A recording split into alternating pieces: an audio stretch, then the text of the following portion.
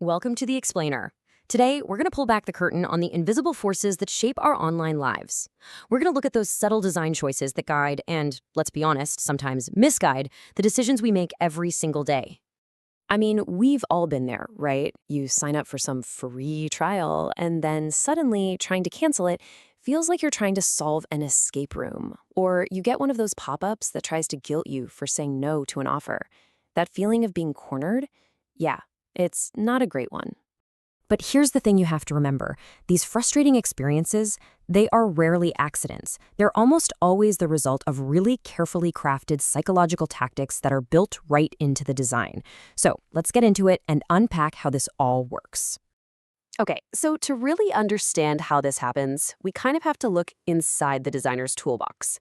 We're going to explore the powerful techniques they use to build products that are super engaging and sometimes deeply habit-forming. You know, this quote from author Nir Eyal just hits the nail on the head. It perfectly captures the two sides of this coin.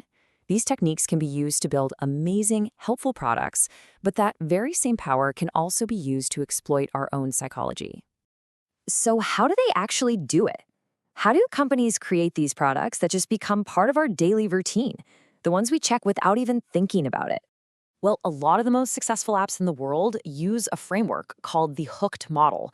And its entire purpose really is to manufacture desire and create habits. It works in four pretty distinct steps. It all starts with a trigger.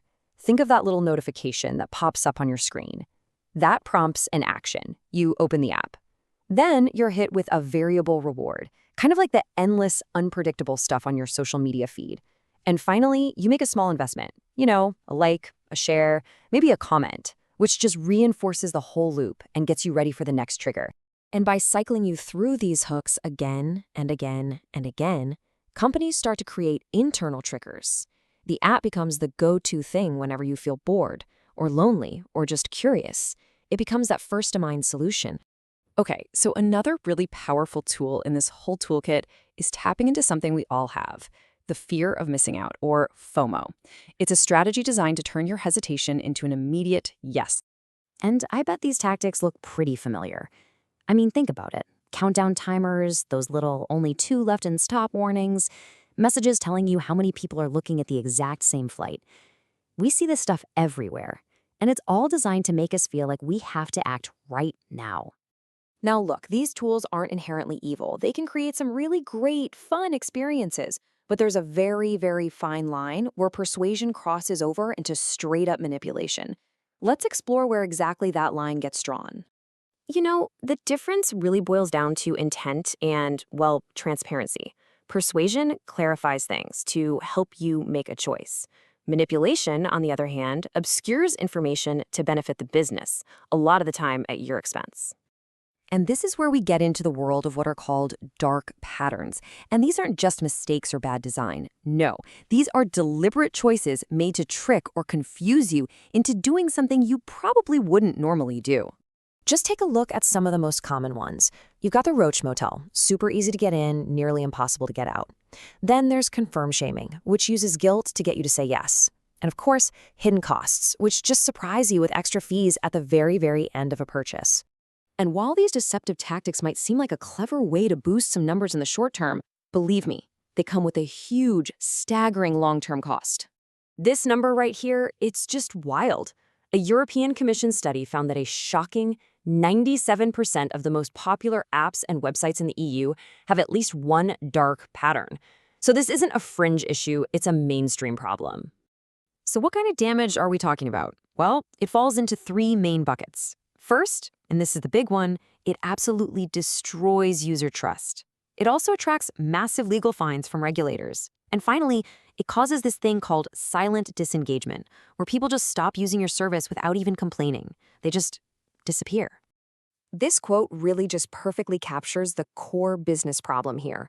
Dark patterns might help you get a customer in the door, but they're a surefire way to make sure that customer never, ever comes back.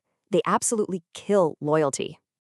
And the legal heat is getting more and more intense.